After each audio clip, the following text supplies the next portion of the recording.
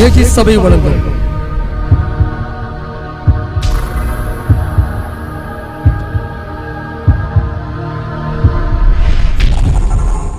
கிருபையும் சத்தியமும்.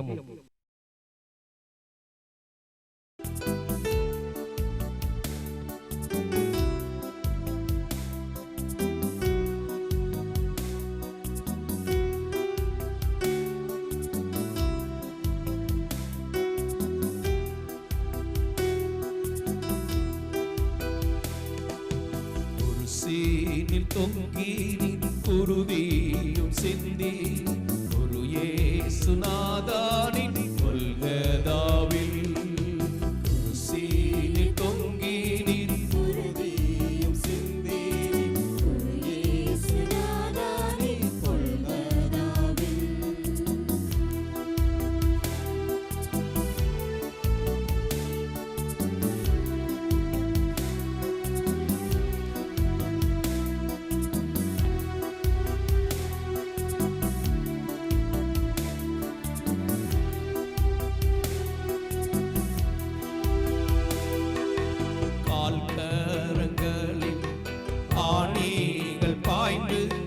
கண்கள் அயர்ந்து தாகத்தால் தோய்ந்து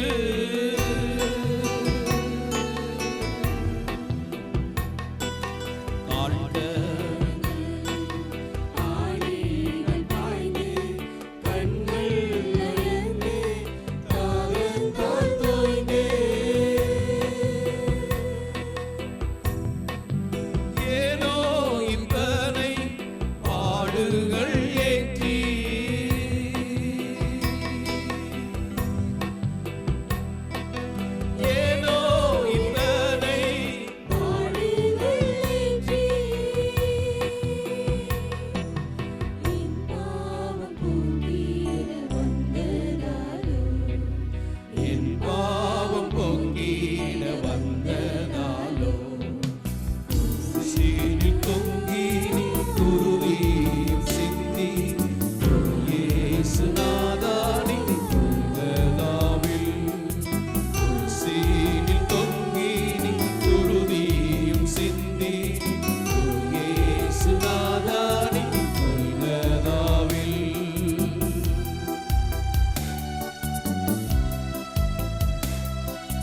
தலை சாய்க்க உலகில் ஸ்தலமில்லை என்றவர் சிலுவையில் தலை சாய்த்தார்.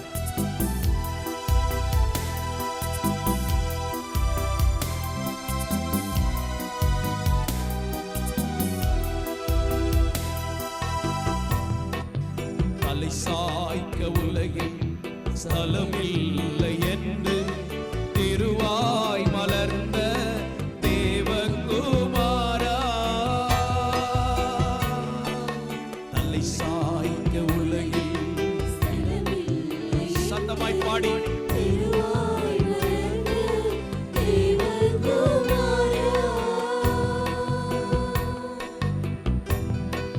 சிலுவை தான் உமக்கு தலை சாய்க்க இடமோ சிலுவை தான் உமக்கு தலை சாய்க்க இடமோ பலியாகி மீட்டிட வந்ததாலோ பலியாகி மீட்டிட வந்ததாலோ சீனில் தொங்கி குருதியும் சிந்தி ஒரு இயேசுநாதனின் கொல்கதாவில் ஒரு சீனில் தொங்கி குருதியும் சிந்தி ஒரு இயேசுநாதனின் கொல்கதாவில் நிலையில்லா பொன் வெள்ளி இவைகளால் அல்ல தம்முடைய சொந்த இரத்தத்தை சிந்தி நம்மை மீட்டார். கல்வாரியின் பிரசனம் எல்லை முழுவதிலும் நிரம்புவதாக. கல்வாரியின் பிரசனம், இயேசு கிறிஸ்துவின் பிரசனம், சிலுவையின் இரத்தத்தின் பிரசனம் நம்மை நிரப்பட்டும்.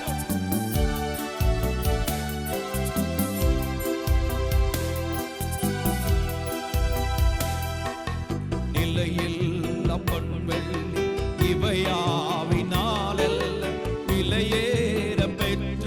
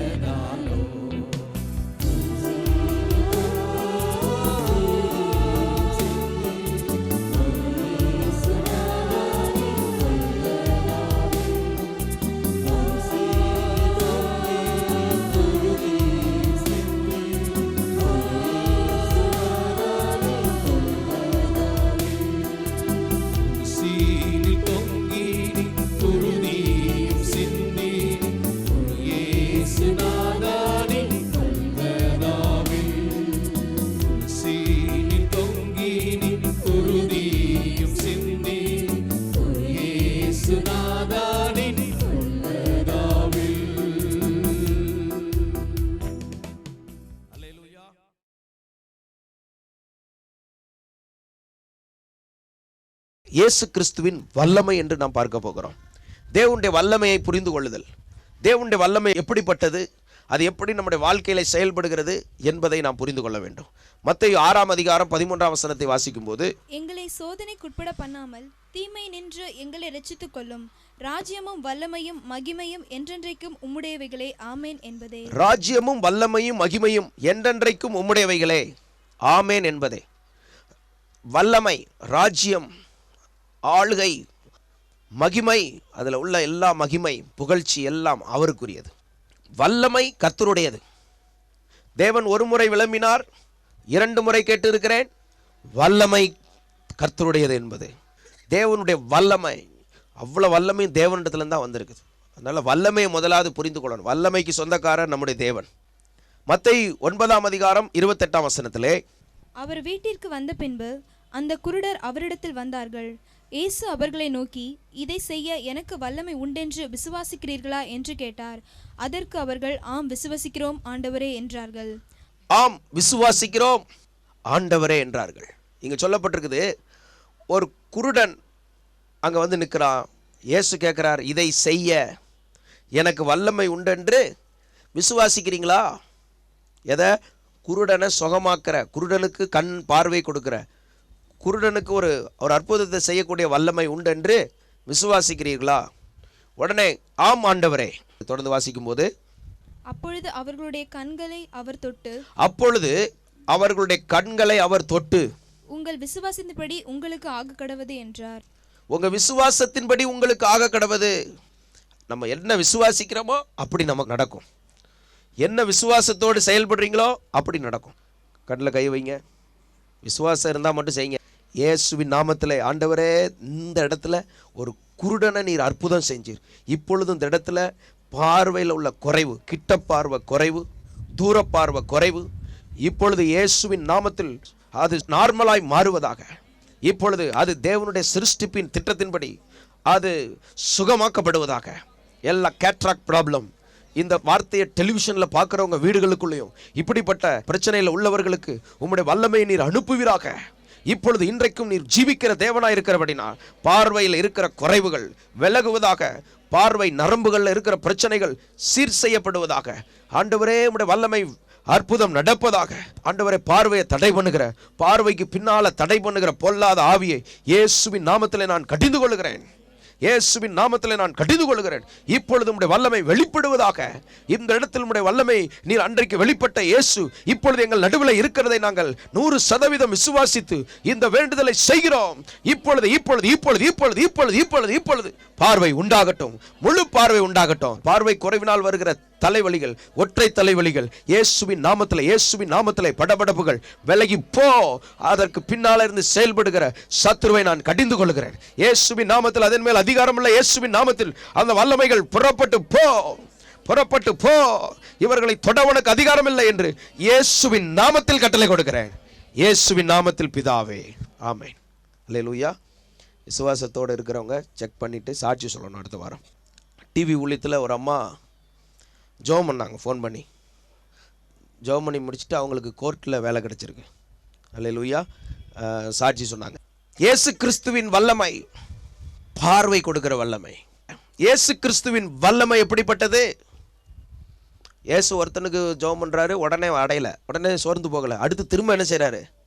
பார்வை அடையிற வரைக்கும் விடப்படாது. நம்ம வல்லமை இருக்கா இல்லையா? இந்த காலத்தில் ஆண்டவர் சொல்கிறார், பார்வோன் கை வல்லமையை கண்டால் ஒழிய அவன் நம்ப மாட்டாங்கிறார். அப்போ இந்த காலத்தில் சபைக்கு உலகத்துக்கு எதை காமிக்கணும்? பவர் ஆஃப் கார்டை காமிக்கணும். நம்ம ஒரே வேர்ட் ஆஃப் கார்ட்லேயே போயிட்டுருக்குறோம். வேர்ட் ஆஃப் கார்டு மூளையில் போய் மாட்டிக்கிடுது. ஆமாம், ஆண்டவரால் முடியும். ஆண்டவரால் முடியும், எங்கூட இருந்து செய்வாரா அது தெரியாது. அவரால் முடியும், அதை நான் நம்புகிறேன். இன்னைக்கு வல்லமையை வெளிப்படுத்துகிற ஊழியத்தை கர்த்தர் நம்மை கொண்டு செய்வார். ஆண்டவர் அப்படி விசுவாசிக்கணும். தேவனுடைய கிருபை அப்படி நம்பணும். இப்போ இயேசு கிறிஸ்துவின் வல்லமை அப்படி விசேஷமானது. மார்க் 5 அதிகாரம் 30 வசனம். உடனே இயேசு தம்மிலிருந்து வல்லமை புறப்பட்டதை தமக்குள் அறிந்து ஜனக்கூட்டத்துக்குள்ளே தம்மிலிருந்து வல்லமை புறப்பட்டதை தமக்குள் அறிந்து. அடுத்து என்ன வல்லமை புறப்பட்டதா? தம்மிலிருந்து வல்லமை புறப்பட்டதை தமக்குள் அறிந்து. இப்போ நமக்குள்ள வல்லமை கிடையாது, நமக்குள் இருக்கிற இயேசுக்குள்ள வல்லமை இருக்கு. தேவனுடைய வல்லமையை நம்ம விசுவாசிக்கணும். இயேசு சொல்லுகிறார், தம்மிலிருந்து வல்லமை புறப்பட்டதை தமக்குள் அறிந்து ஜனக்கூட்டத்துக்குள் திரும்பி என் வஸ்திரங்களை தொட்டது யார்? கண்டுபிடிக்கிறார் பாருங்க. வல்லமை ஜிங்னு புறப்படுது. நம்ம ஜெபம் பண்ணும்போதே ஒரு பவர் புறப்படும். அப்போ அந்த பவர் புறப்பட்ட உடனே திடீர்னு ஒரு புது வல்லமை புறப்படுது. வல்லமை நிறைய வல்லமை இருக்குது, அதில் ஒன்று சுகமாக்குற வல்லமை புறப்பட்டுருக்கு. வல்லமை யார் என்னை தொட்டது? எல்லாம் சிரிக்கிறாங்க. என்ன கூட்டத்தில் உட்காந்துருக்கோம், தொட்டது யாருன்னு கேட்குறீர்? இல்லை, என்னை யாரோ தொட்டிருக்காங்க. என்னை தொட்டது யார் அப்படின்னு கேட்ட உடனே அந்த அம்மா வந்து நிற்குது. 12 வருஷம் பிரச்சனை, எல்லா டாக்டர்கிட்டையும் போயிட்டு வந்துட்டேன், சொத்தை பூரா விற்று ஃபீஸ் கட்டினேன், ஆனால் கொஞ்சம் கூட சுகமாகலை. சொன்னாங்க உம்மை பற்றி கேள்விப்பட்டேன், உம்மை வந்து தொட்டேன், விசுவாசத்தோடு நம்முடைய வஸ்திரத்தின் ஓரத்தை தொட்டா சுகமாயிருன்னு ஒரு நம்பிக்கை இருந்துச்சு, அந்த நம்பிக்கையில் வந்து தொட்டேன், இப்போ எனக்கு பிரச்சனை நீங்கி போச்சு. ரெண்டாவது, இயேசு கிறிஸ்துவிட்ட இருக்கிற வல்லமை என்ன தெரியுமா? சுகமளிக்கும் வல்லமை. அல்லேலூயா. குணமாக்குவார். எப்பேற்பட்ட வியாதியை இயேசு குணமாக்குவார். உண்மையான சில வியாதிகள் வரும், தேவ தண்டனையினால் வர்ற வியாதி, அடங்காதனால வர்ற வியாதி, சொல்லி கேட்காம திமிரு பிடிச்சி வர்றதுனால வியாதி, இதுகெல்லாம் பெட்டில் தான் கிடக்கணும். ஆனால் இந்த பேயினால் வர்ற வியாதியெல்லாம் கட்டி சோமணும். அதனால் ஆண்டவர் இயேசு கிறிஸ்துவிட்ட வல்லமை புறப்பட்டதை கண்டுபிடிச்சார். சுகமளிக்கும் வல்லமை இயேசு கிறிஸ்துவிலிருந்து வல்லமை புறப்பட்டதான். லூக்கா 6:19. அவரிடத்திலிருந்து வல்லமை புறப்பட்டு எல்லாரையும் குணமாக்கினபடினால். முந்தின வசனம் என்ன சொல்லுது? பின்பு அவர் அவர்களுடைய கூட இறங்கி சமனான ஒரு இடத்திலே நின்றார். ஒரு சமமான இடத்துல நின்றார். அங்கே அவருடைய சீஷரில் அநேக பேரும் அவருடைய உபதேசத்தை கேட்கும்படிக்கும், நிறைய பேர் உபதேசம் கேட்கும்படி, தங்கள் வியாதிகளினின்று குணமாக்கும்படிக்கும், வியாதியிலிருந்து சுகமாக்கப்படும்படிக்கும் யூதேயா தேசத்து திசைகள் யாவற்றிலும் இருந்தும், தேசத்து திசைகள்ல இருந்தெல்லாம் வந்திருக்காங்க. அப்படின்னா அந்த வசனத்தை அப்படி விசுவாசித்தோம்னா இந்தியா தேசத்து எல்லைகள்ல இருந்தெல்லாம் கர்த்தர் கொண்டு வரணும். எருசலேம் நகரத்திலிருந்தும் தீரு சீதோன் பட்டணங்கள் இருக்கிற கடலோரத்திலிருந்தும் வந்தவர்களாகிய திரளான ஜனங்களும் இருந்தார்கள். அசுத்த ஆவிகளால் பாதிக்கப்பட்டவர்களும் வந்து ஆரோக்கியம் அடைந்தார்கள். அசுத்த ஆவியினால பாதிக்கப்பட்டவர்கள் ஆரோக்கியம் அடைந்தார்கள். அவரிடத்திலிருந்து வல்லமை புறப்பட்டு எல்லோரையும் குணமாக்கின. அவரிடத்திலிருந்து வல்லமை புறப்பட்டு எல்லாரையும் குணமாக்குது. அப்படின்னா என்னன்னா, 2 பேர் சுகமாகி 2 பேர் சுகமாகாமல்ல, எல்லாரையும் சுகமாக்குற வல்லமை. இயேசு கிறிஸ்துவிட்ட இருக்கிற வல்லமை எப்படிப்பட்ட வல்லமை? எல்லாரும் சுகமாக்குற வல்லமை. அதனால நம்ம ஒவ்வொருத்தருடைய வாழ்க்கையிலும் இந்த வல்லமையை இயேசு தர வல்லவராக இருக்கிறார். எல்லாரையும் சுகமாக்குவார். இயேசு உன்னை சுகமாக்குவார். உனக்கு தேவை விசுவாசம். இயேசு என்னை குணமாக்க முடியும் என்று நான் விசுவாசிக்கிறேன், எனக்கு அற்புதம் செய்யும் ஆண்டவரே. இப்படி ஜெபம் பண்ணும்போது உங்களுக்கு ஏதாவது வியாதி பிரச்சனை இருந்தாலும் சுகமாகும். இயேசு என்னை குணமாக்குவார். அப்படி வல்லமை. பிசாசினால் வந்த வியாதிகள் இயேசுவின் நாமத்திலே சுகமடைவதாக, இயேசுவின் நாமத்திலே சுகம் உண்டாவதாக.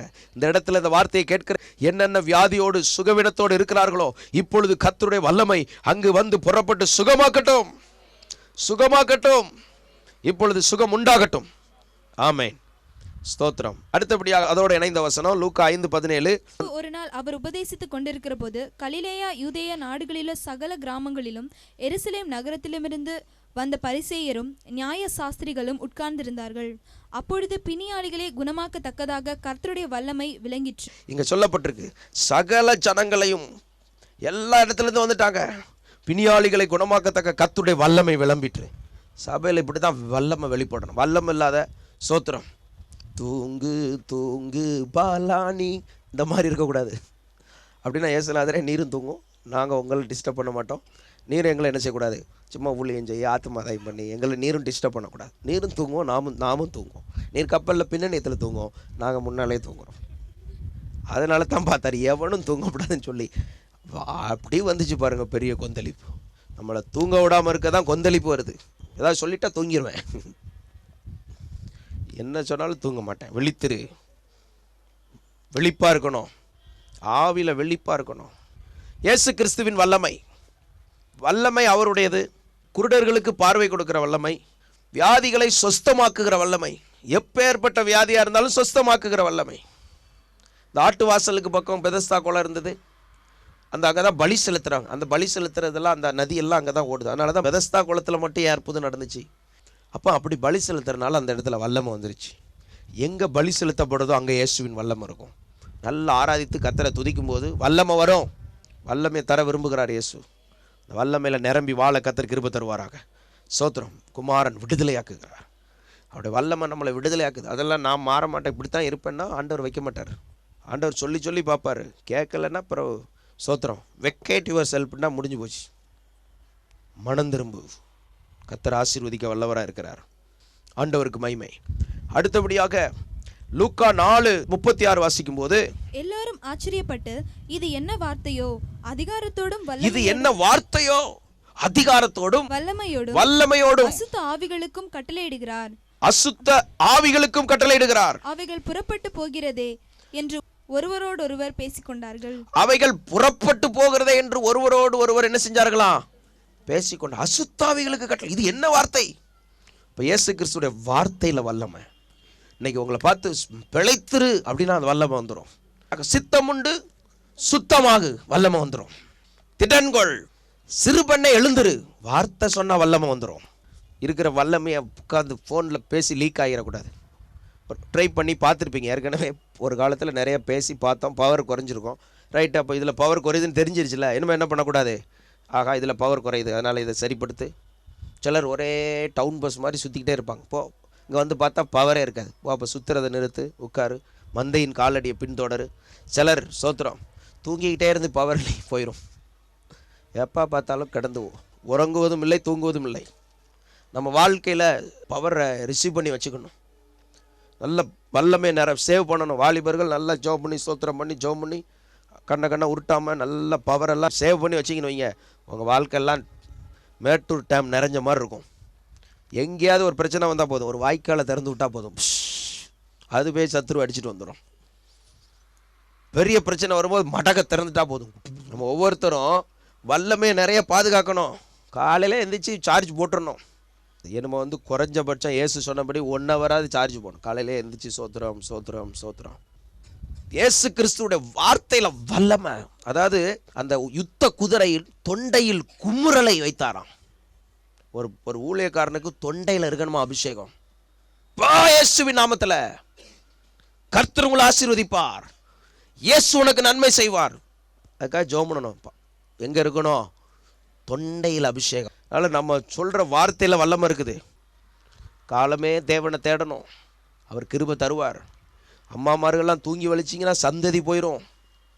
வெளிப்பாயிரு, துடிப்பாயிரு, ஜெயத்தில் கவனமாக இருக்கணும், நல்ல விழிப்பாக இருக்கணும். ஜெப அபிஷேகம் ஜெய அபிஷேகத்தில் இருக்கணும். அதனால் வார்த்தையில் வல்லமை, இயேசு கிறிஸ்துடைய வார்த்தையில் வல்லமை. லூக்கா 9:1 அவர் தம்முடைய 12 சீஷரையும் வரவழைத்து சகல பிசாசுகளையும் துரத்தவும் 12 பேரை வரவைத்து சகல பிசாசுகளையும் துரத்தவும் சகல பிசாசுகளை துரத்தவும் வியாதியுள்ளவர்களை குணமாக்கவும் அவர்களுக்கு வல்லமையும் அதிகாரத்தையும் கொடுத்து தேவனுடைய ராஜ்யத்தை குறித்து பிரசங்கிக்கவும். அடுத்து என்ன பவர் பாருங்க, சகல பிசாசுகளை துரத்துற வல்லமை. எத்தனை பிசாசு வந்தாலும் துரத்துகிற வல்லமை நம்ம இயேசுகிட்ட இருக்கு. இதை சபை விசுவாசிச்சா சபை வல்லமையா எழும்பிடும். சகல பிசாசுகளை துரத்துகிற வல்லமை இயேசு வைத்திருக்கிறார். உங்கள் வாழ்க்கையில், உங்கள் குடும்பத்தில், உங்கள் பொருளாதாரத்தில், உங்கள் பிஸ்னஸில், வேலையில், கம்பெனியில், தொழிலில், அலுவலகத்தில் எங்கே பிரச்சனை இருக்கோ சகலத்தையும் துரத்துகிற அபிஷேகம் வல்லமை இயேசு தருகிறார். இயேசு விடுவிக்கிறார். சகல பிசாசுகளை துரத்துகிற வல்லமை இயேசுவிடத்தில் இருக்குது. அதோட இணைந்த இன்னொரு வசனம் லூக்கா 10:19. இதோ சர்ப்பங்களையும் தேள்களையும் மிதிக்கவும் சர்ப்பங்களையும் தேள்களையும் மிதிக்கவும் சத்துருடைய சகல வல்லமையையும் மேற்கொள்ளவும் உங்களுக்கு அதிகாரம் கொடுத்த இயேசு கொடுத்த பவர். அங்கங்க வர்ற பிரச்சனை இயேசுவின் நாமத்தில் கீழே போ. நீ எல்லாம் யூஸ் பண்ணணும். ஆண்டவருக்கு மகிமை. நீங்க போய் அப்படி செய்ய போறீங்க. சத்துருவின் சகல வல்லமைகளை மேற்கொள்ள ஆண்டவர் அதிகாரம் தருவார். இதில் நிறைய கோடீஸ்வரர்கள் எழும்ப போறாங்க. இங்க வந்துதான் மாறுவாங்க அவங்க கோடீஸ்வரர்களா. இந்த வார்த்தையை கேட்குற உங்களை கர்த்தர் அப்படியே ஆசீர்வதிப்பார். கோடீஸ்வரர். பணம் விஷயம் கிடையாது, உலகத்தை உண்டாக்கி வச்சிருக்காரு. பணம் ஒரு விஷயம் ஆண்டவருக்கு. விசுவாசத்தோட வா. அப்படி விசுவாசி ஆண்டவரை.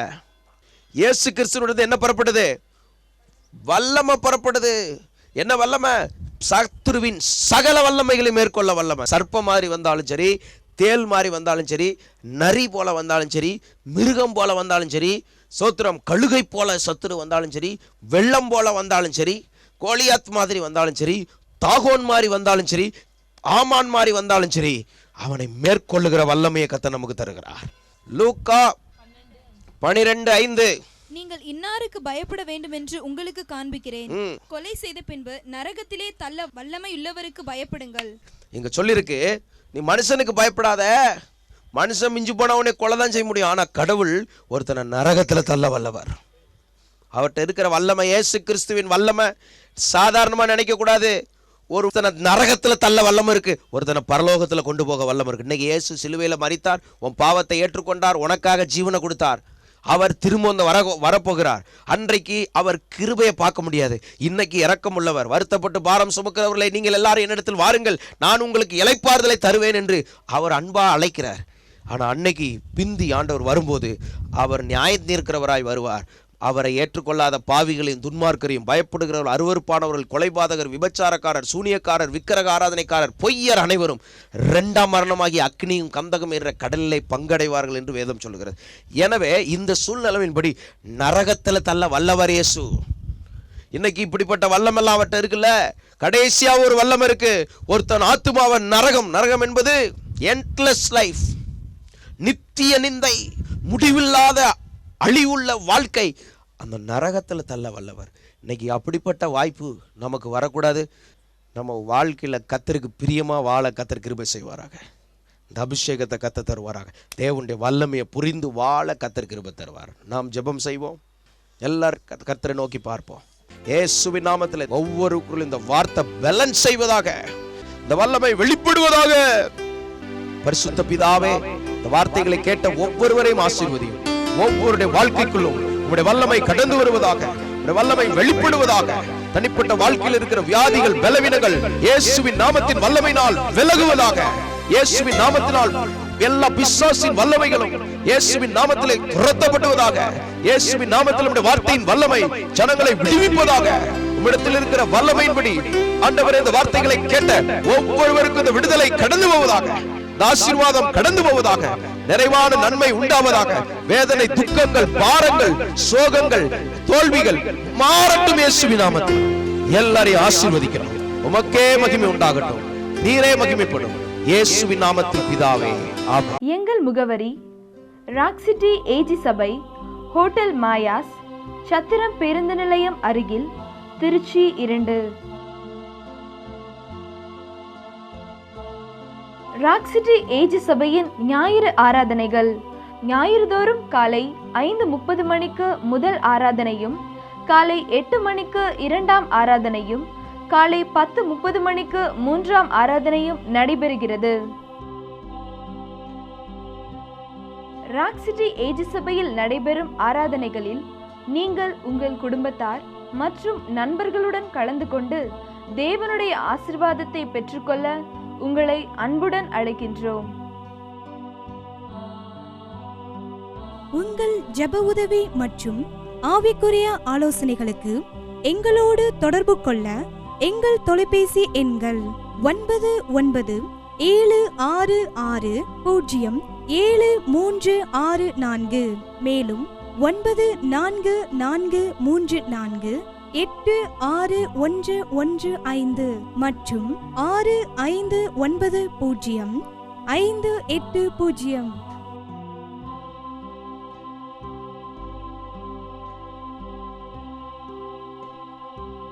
எங்களது இணையதள முகவரி www.rockcityag.com. எங்களது மின்னஞ்சல் முகவரி rockcityag@gmail.com.